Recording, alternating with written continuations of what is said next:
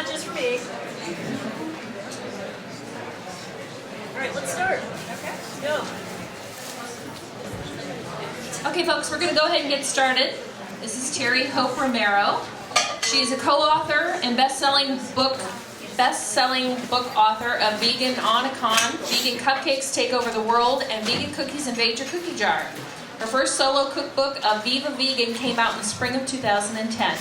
She contributes to Veg News' Hot Urban Eats column and has hosted the public access podcast vegan cooking show, The Post-Punk Kitchen. Following her segment here today, she will be down at the book signing area down by the Veg Worcester tables. Help me welcome Terry.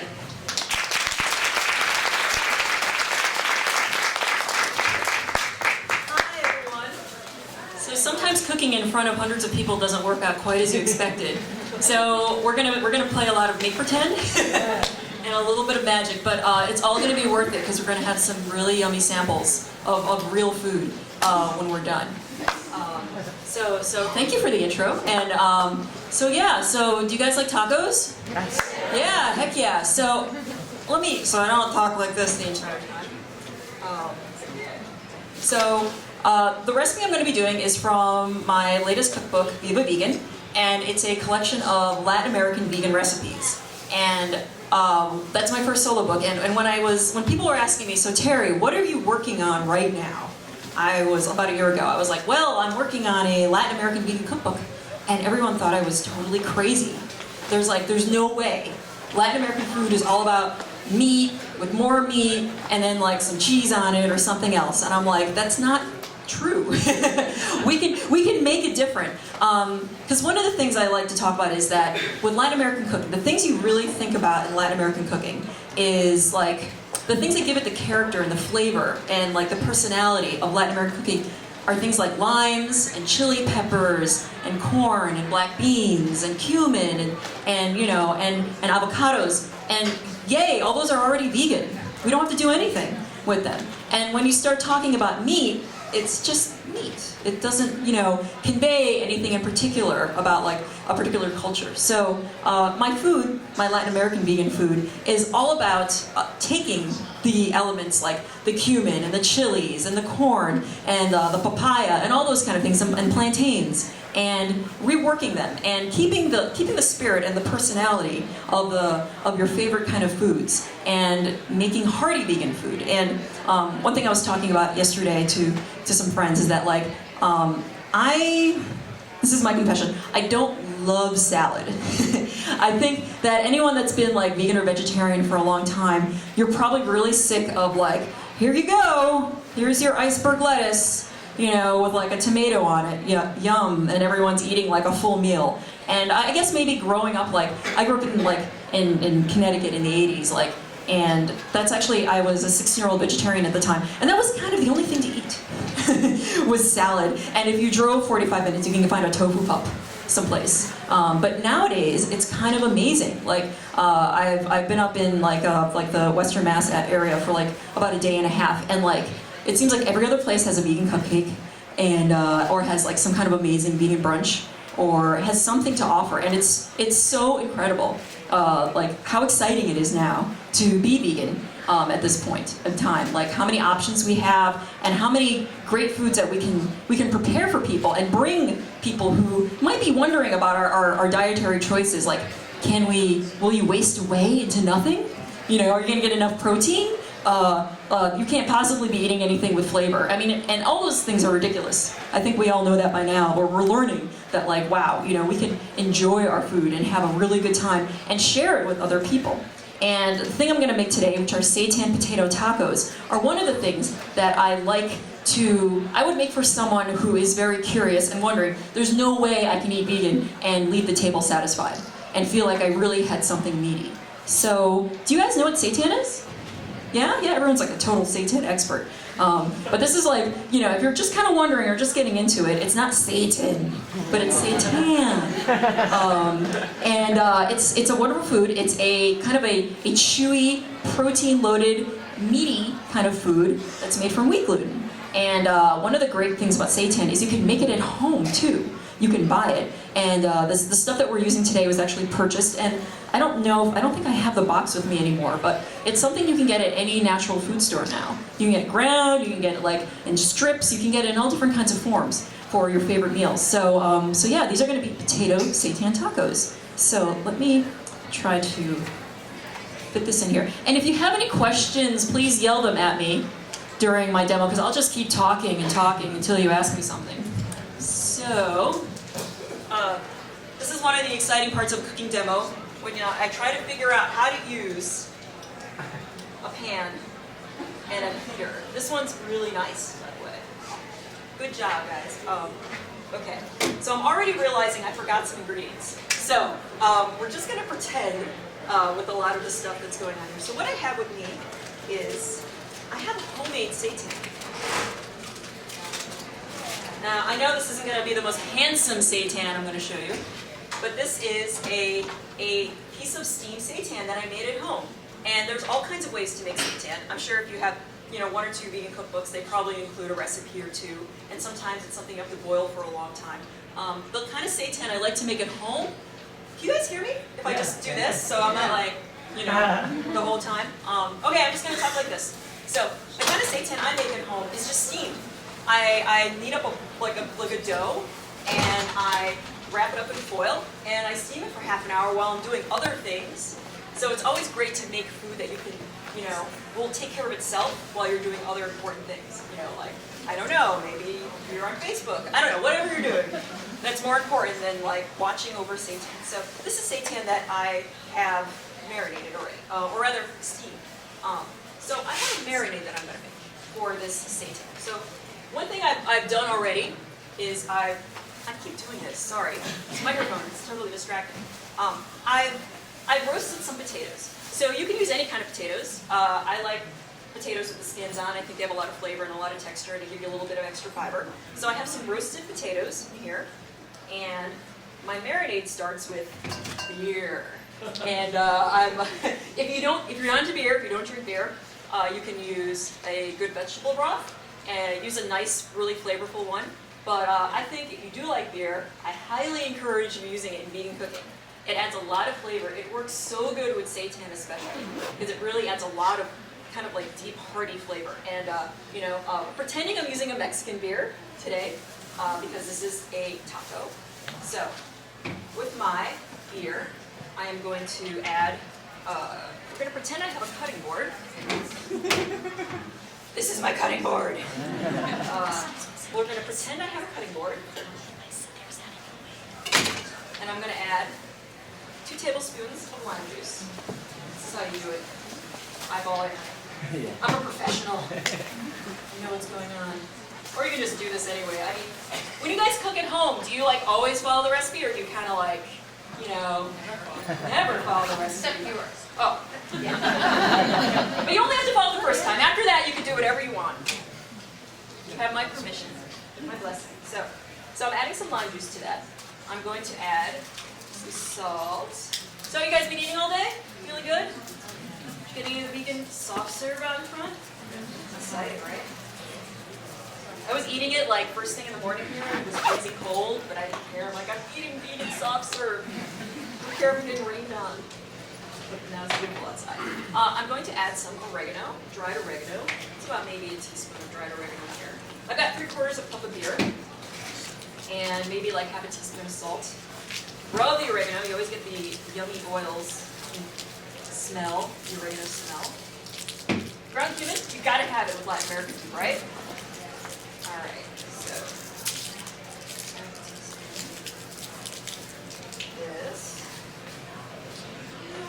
Okay, awesome. You guys normally cook in front of a bunch of people? Pretty exciting, right? So, now, I forgot my olive oil. But if I had olive oil, I'd be putting it in here. I'd be putting 2 tablespoons of olive oil in here. You can also use peanut oil. I like to use peanut oil for grilling. I'm going to be cooking in a pan with this, but you can also grill it. Like if you cut your seitan into big hearty strips, you could barbecue this. And like, how exciting would that be? You can have like an awesome vegan taco barbecue. You can do this. Okay, so one of my favorite ingredients for this kind of thing, for like one of my favorite Mexican ingredients that brings so much flavor are chipotles in adobo sauce. So chipotles, everyone knows what a chipotle is, right? Totally this exciting, smoky, hot chili. So this is a product you can get in any Latin American store. It's the chipotles in like a smoky tomato sauce, and it adds crazy flavors to this. You guys are quiet. Anyone have any questions so far?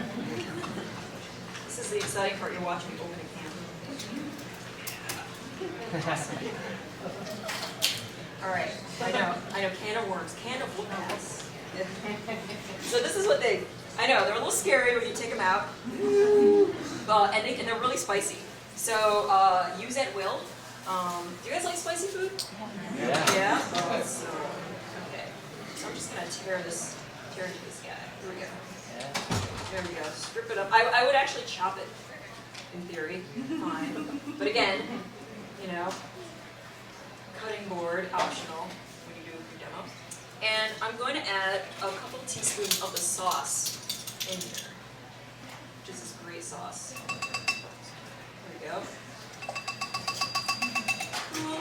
All right. So that's kind of it for the marinade. And what I'm going to do now is, I don't know if you can see me, probably not, but you can pretend, is that I'm going to dice up my seitan. And like I said before, since I'm cooking this in a pan, it's going to be relatively kind of fine. But if you wanted to cook this on a barbecue, you can make big, long strips. Awesome. Here we go. Okay. Throwing my seitan in here to marinate. Now you could do this the day before.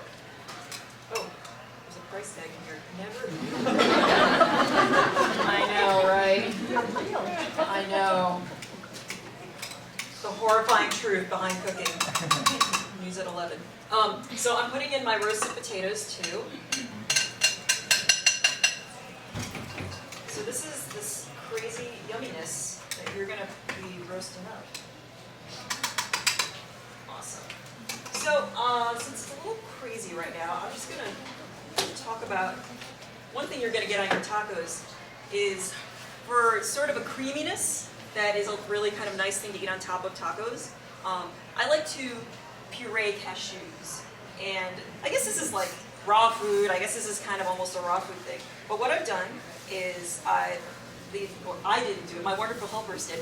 They soaked cashews overnight. And what happens is when you soak cashews overnight, they get plump and kind of buttery and rich, and you can puree them. And it becomes just great. It's like this creamy, delicious sauce that, you're not using like a weird fake made in a factory, tofu sour cream. I mean, no offense if you like tofu sour cream, but I have to admit it's not my favorite thing in the world. But I really like this stuff. So the cream you're going to be having has these guys. They've been pureed with a little bit of water, lots of lime juice, and some salt. And that's kind of like very basic. It's sharp, it's tangy, it's rich, it's satisfying. You could add a little olive oil if you wanted to make it a little silkier. You could add maybe some oregano, or you could chop up some cilantro. You guys like cilantro? Cilantro's kind of controversial. Is there anyone that doesn't like cilantro? Okay, that's okay. You have the cilantro hating gene? Yeah. It's kind of funny with this food. Yeah. Oh, bitter? Soapy? Soap? Yeah. Like, I have some friends that I hear them in my head whenever I'm making something with cilantro. They're like, oh, I hate cilantro. I think of my friend Karen. And she didn't like guacamole until I told her you can make it without cilantro. She's like, oh, I like it. Sometimes you need someone to, help us out. So I'm going to do this a little bit backwards. I'm going to heat up tortillas. I was going to, has anyone ever made tortillas at home? Yeah, it's really easy, right? Like, I have actually with me, just to show you, you can make easy vegan tortillas by buying this stuff. If you go to your Latin American market, you'll almost always find masa harina. And all you have to do is just mix it with water and use what other magic things do I have back here? You can use a tortilla press, like so. These are so cool. These are so cool. I got mine in Chinatown. but you can order them online now for like 10 bucks. I know, she got a tortilla press in Chinatown. What a story that must be. So all you have to do is line your tortilla press with some plastic wrap. You can even use like an old plastic bag, like it's kind of a cool way to kind of recycle. And you can just roll up, you just mix that massarina with some water, roll it up into balls, and just go poof, and you've got these awesome tortillas that you just can grill in just, I don't know, about 40 seconds or so on a cast iron grill. You don't even need any oil on there or anything. And you have these amazing things. You have these amazing fresh, warm tortillas that you can make, you can put use for tacos, you can have them for breakfast, you can have them, as a snack. You should definitely make some. And Bob's Red Mill makes a really great massarina too. Like if you want something that's, I don't know, not so corporate? I don't know if this is corporate. I don't know. If you like Bob's Red Mill, you can get some massarina there. So I'm going to do this a little bit opposite of what I usually do. I'm going to warm up my tortillas first. Now what I would recommend is, what I would recommend is that you have 2 burners going at the same time. You can cook this first, you can keep it warm, and then right before you're ready to serve your tacos, that's when you're going to heat up your tortillas. You can do it on a dry pan. It's all good. Are you getting all this? There's going to be a test on it later. So you guys like a VegFest? VegFest Worcester! All right.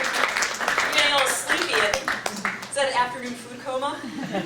Hitting everyone? Cupcakes? Cupcake coma? Yeah. You guys make vegan cupcakes at home?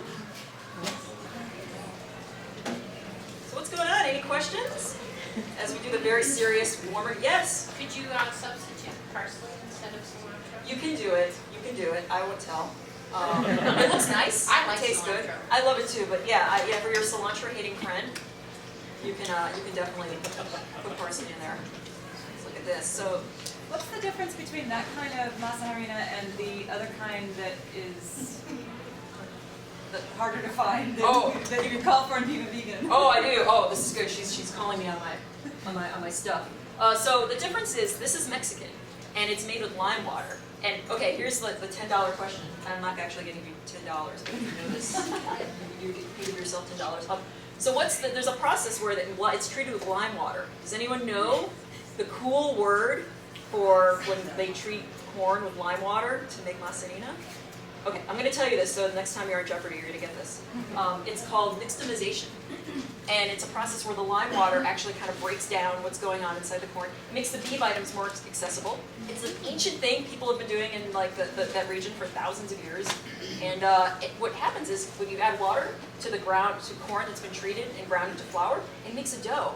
If you just add water to cornmeal, you've seen what happens. It's kind of sad. But good if you want to make corn muffins. But if you want to make tortillas or tamales or anything like that, you need to have this kind of stuff. So you can't really substitute. I'm sorry. You can use your parsley, but you can't substitute this. So I'm going to start cooking. So there's oil in here. I've just put some oil in here, maybe some peanut oil. Peanut oil is great. I actually don't like to use. I love olive oil, but sometimes you need to kind of, switch it up a little bit. And peanut oil is a fantastic high heat cooking oil. So we're going to pretend I put some oil, but I guess if you didn't want to use oil, you could actually saute it in a little bit of liquid. Look, I'm like, it's doing a cool thing where it's kind of. So I'm adding some of the marinade. This is where everyone wants to see sizzling stuff, right? Yeah. You feel like, finally, I got my money's worth.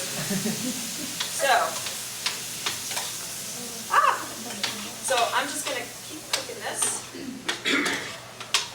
So basically it's kind of brown and sizzly, and your potatoes have already been cooked.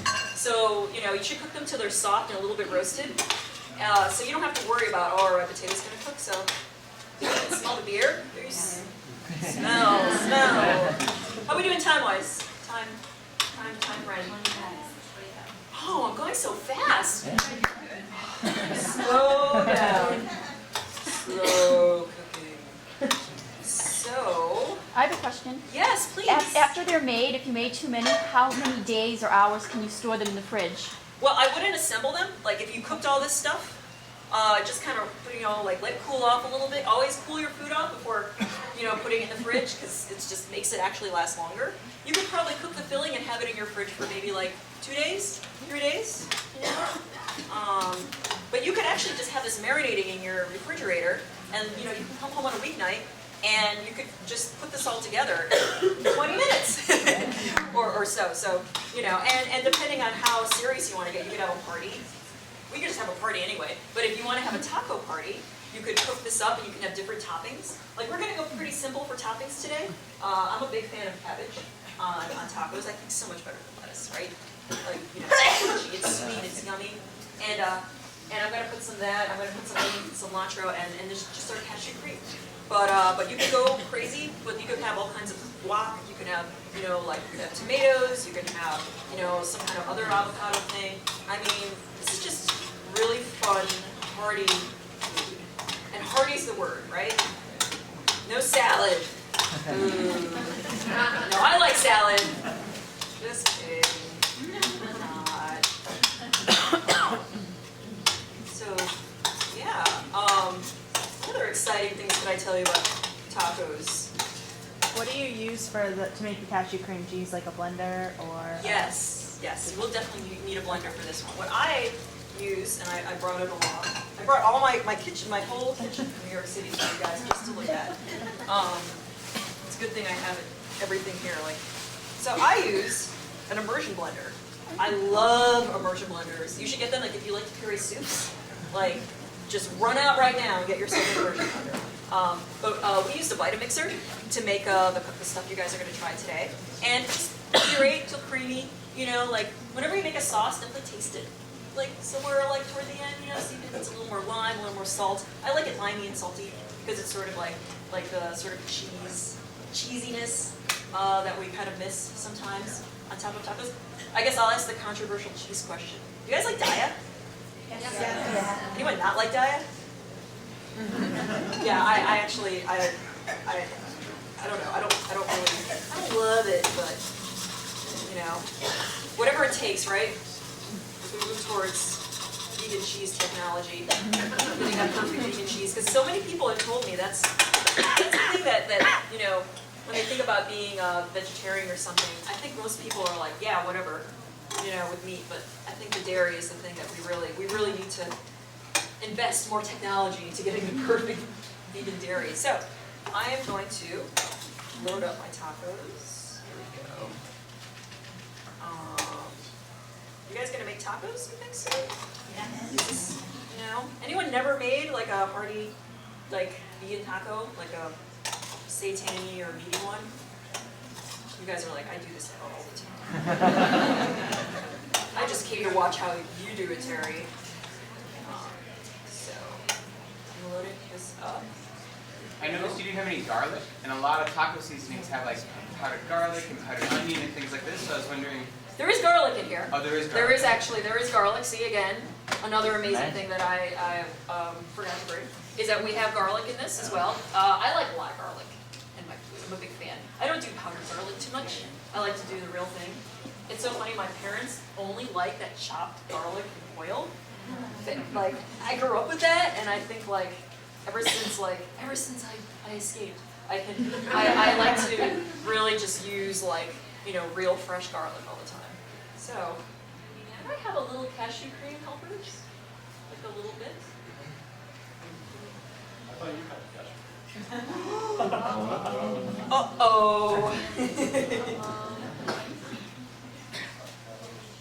Stuff happens.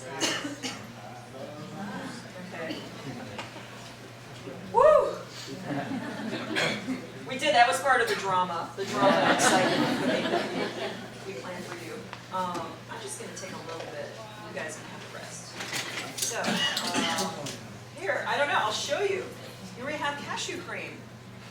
This is looking good, right? Creamy, yummy, really awesome on really anything. I mean, and I'm just going to put a dollop on our taco like this. What's in the cashew cream? Okay, so in our cashew cream,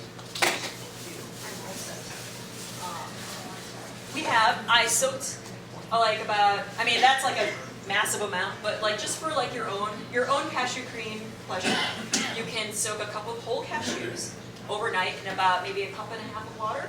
And you want to whole, roasted, not salted. raw. Raw. You want to do raw, unsalted, really, for the best quality. Because like once you start roasting and salting, cashews are really yummy. But actually, what this doesn't really taste like cashew. It's more neutral and creamy, and you can really. Because a lot of times people are like, I really don't want to do fake cheese all the time. I really don't want to do fake dairy all the time. But there's so many great options. You know, the cashews kind of. I'm like on a big cashew kick now.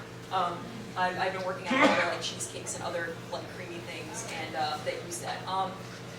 There's like a great vegan ice cream place in New York City that does a cashew-based ice cream that's out of control, and you got to go there. Is Lula's. Lula's, yeah, I love Yeah, it. Lula's. Lula's is absolutely wonderful. So sorry, cilantro haters, don't turn away. I'm gonna decorate our little tacos. How long does the cashew cream last? That's about like 3 or 4 days, you know, maybe even a little longer. Definitely store it in the fridge, keep it cold until you absolutely really need to use it. And I've got some chopped onion. There you go. That's official taco music. Okay, and you know what? We could do an extra twist of lime. Strength with squeezing limes. All right, that's it.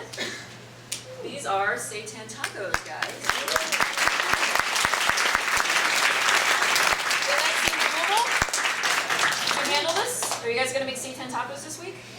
Yeah? Yeah. And again, like if you go and you buy the Seitan, you know, from like a natural food store, you've got, it's practically made for you. You know, throw in some beer, get some of these. Like any Latin American grocery store will have these in stock. Absolutely, they're outrageous. You can just, you know, pour this in a little container, keep it in the fridge. It lasts a really long time. So you know, you don't feel like you need to have tacos every day for some crazy reason. You can space it out a little bit. Tempeh. You guys like tempeh? Yeah, you can definitely do tempeh with this. What I would recommend if you wanted to do tempeh instead of seitan, if you don't want to make a gluten-free version, steam the tempeh first for about like 5 minutes, and then cube it, and then marinate it. You want to steam the tempeh because you're kind of opening up the pores inside of the soybeans. So you're softening it up, and you're sort of letting it absorb more of the, you know, the marinade itself. Just drain the tempeh, if you've got, you know, and put it in there, and you can fry it up like this. Or you can, you know, if you put this like the tempeh long, you can grill it as well. Grill. Yeah. Do you guys cook with cast iron? I'm a huge cast iron fan. Huge cast iron fan. And I think cast iron is perfect. Perfect for this kind of thing. It's really exciting too. You're like, you know, throw that in there. That sizzling effect. So, questions? There must be some questions. Did I do such a good job? You guys just like, it's so crystal clear. Like Seitan tacos. Is that in the book? It is in the book. And the Seitan as well. The Seitan. I have 2 versions of the Seitan. I call this red Seitan. It's sort of the kind of beef, like sort of meat substitute, but I have one I call white Seitan, which is kind of, I use for things like for pork and chicken.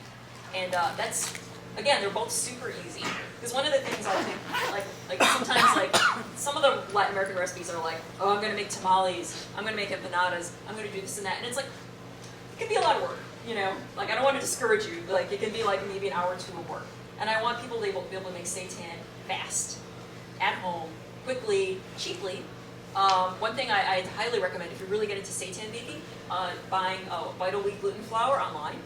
It's really great. Like you know, like on any like a friend of mine actually from King Arthur. I think from the King Arthur website, she bought like a bag this big. It's totally awesome.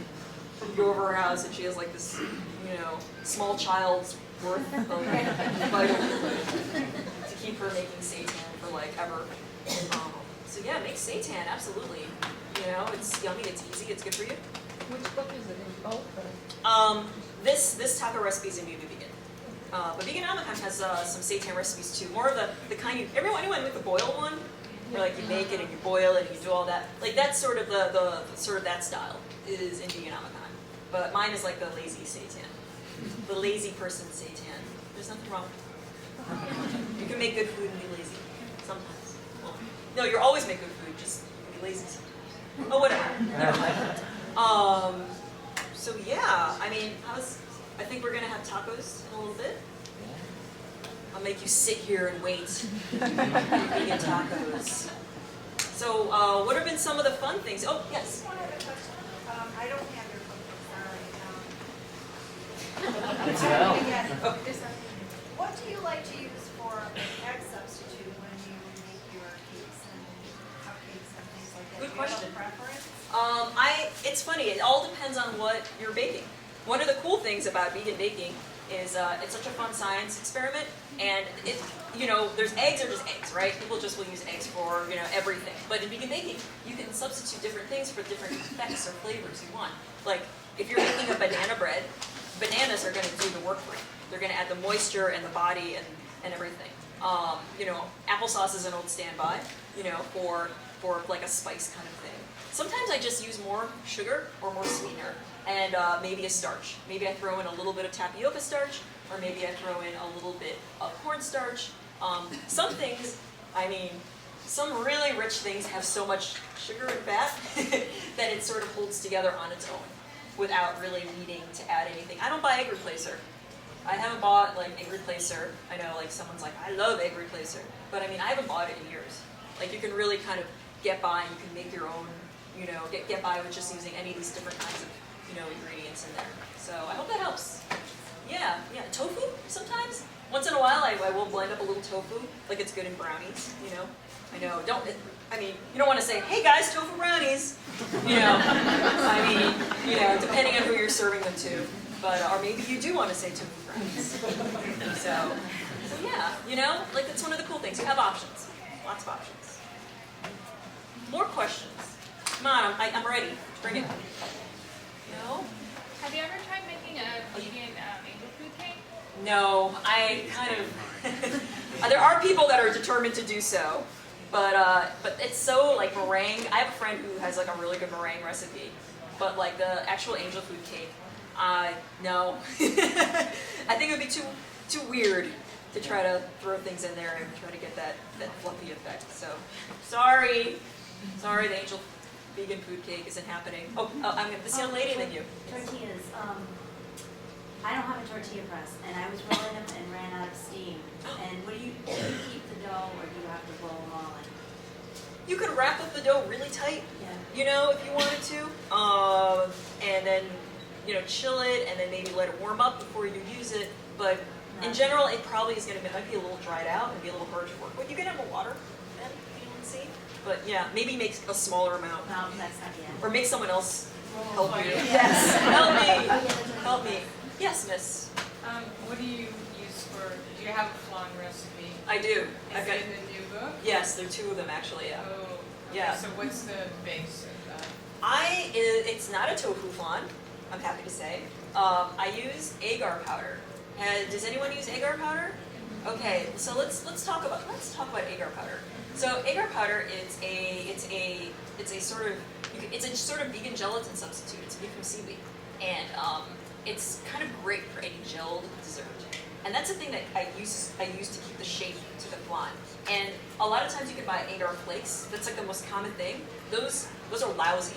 If you can avoid them, I would recommend that you try not to buy them and try to find agar powder.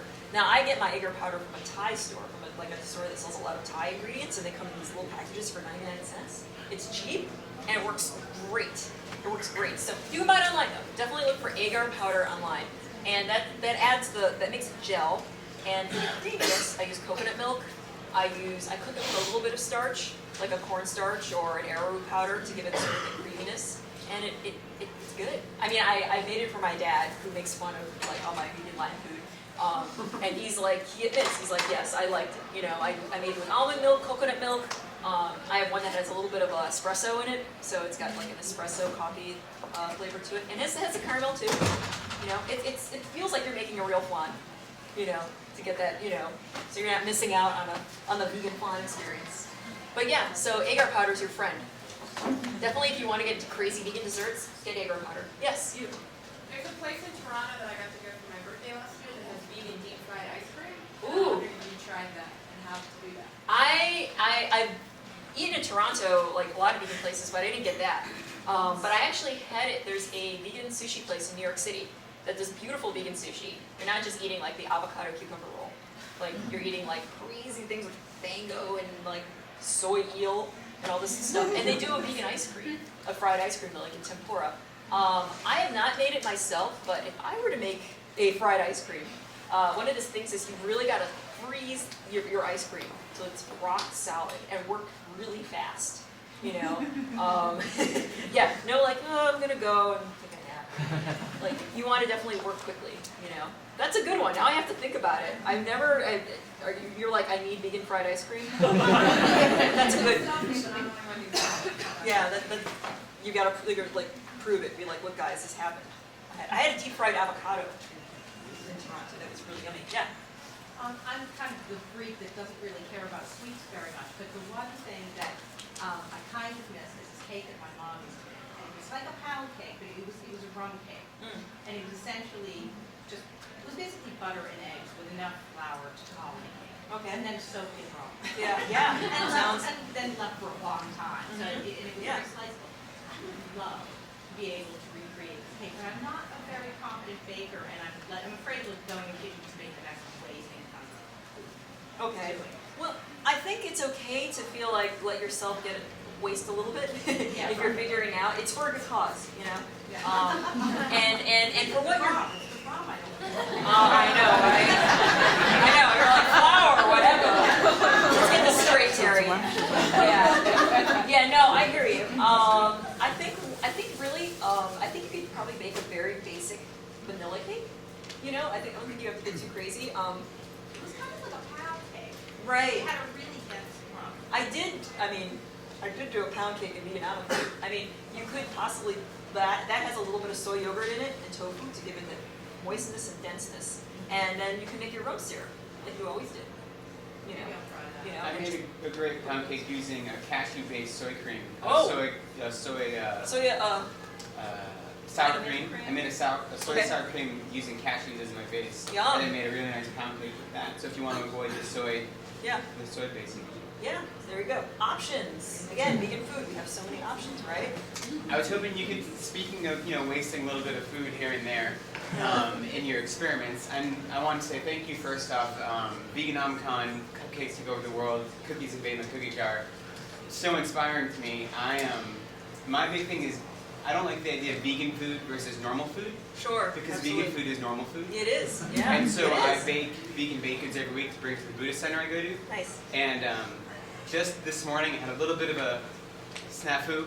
Oh. I made some atomic fireball cupcakes. Whoa, okay. I thought they were delicious. Apparently not everyone thought that much cayenne pepper and cinnamon in cupcakes was as delicious as I thought it was. Right. So now I have a lot of them left over for me to enjoy. But I was wondering if you could share some of, especially with all these cookbooks and baking cookbooks, some of the things you thought would be like awesome and maybe weren't quite so awesome. Well, I never do. Well, like right now we're working on a pie book. Right now. And I used the whipped cream from it on top of the rad whip? Yeah, rad whip on top of my cool. atomic fireball cupcakes. Yeah, like you definitely check out Issa's blog for like the latest in developments when it comes to like what we're working on together.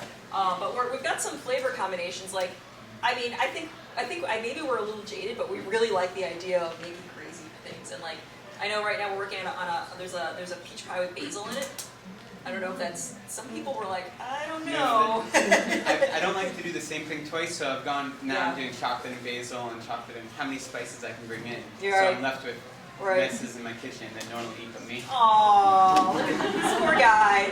Somebody just like, talk to him about fireball cupcakes after this. It happens, and I think it's fine, you know what I mean? And it's sometimes, I have the opposite thing where I don't like what I made. I'm like, maybe I've just been like tired, and I've been making all this stuff for like 5 hours, and I'm like, I can't.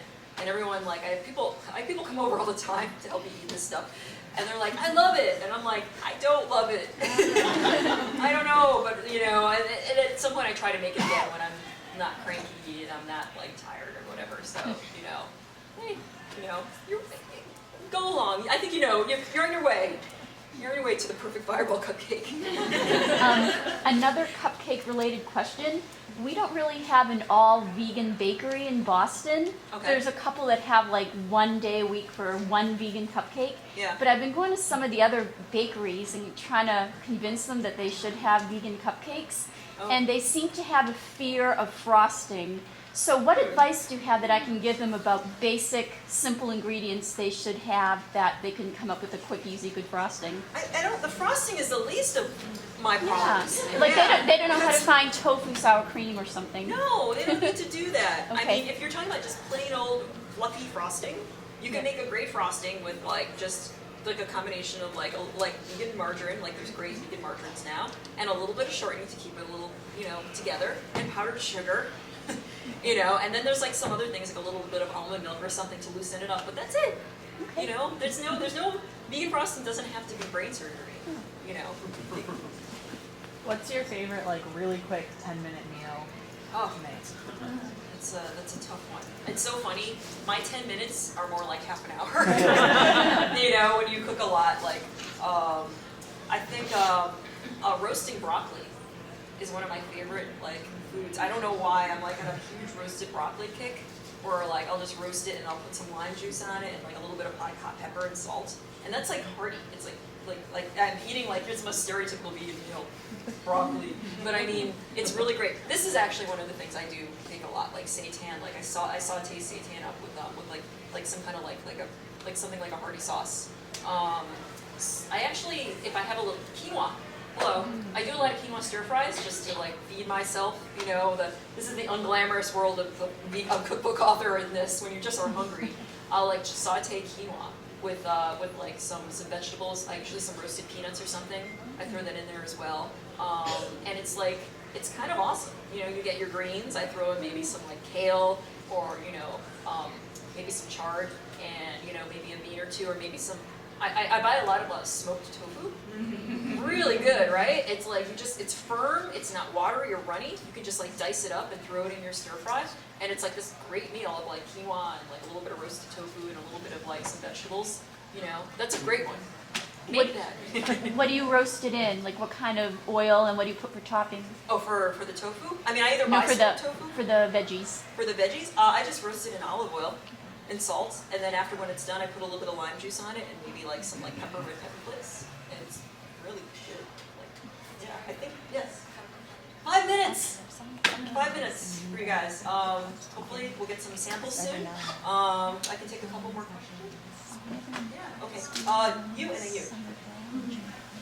Going back to Latin America, I assume you have tamale recipes. Oh yes. So when I had this big tamale party, and we spent hours trying to get our masa to float in the water. You know that test. Is that necessary, or how do you do that? I was like literally crying like for hours. Like we got to float, and then for hours it wouldn't float. We thought maybe it was the temperature in the kitchen, or something with the masa. I think that's a little unnecessary. I don't know. I feel like someone made that up in order to like keep other people from making tamales. Maybe it was like someone that was like, I do not want anyone lording over tamale making. I know, I've heard of that before, but you can make great tamales with masa that doesn't float. You don't have to be throwing, just make it, you know, the dough should be fluffy. You know, if you use like a mixer, like a big stand mixer or something, or a hand mixer, it should be a problem. Yeah. You didn't make the tamales? No, we piled through and ended up making them anyway. Saddest story ever. It's just, you know, we didn't give up, but I didn't know whether, was I missing something because Latin American or not. No, you should, no. So sad. But definitely make them. Made them for weeks after. Okay, so don't worry about the floating. Yes. I just wanted to ask about whipped cream. Oh. Do you like the lemon cream that you can make into whipped cream? I mean, is that the only option there is?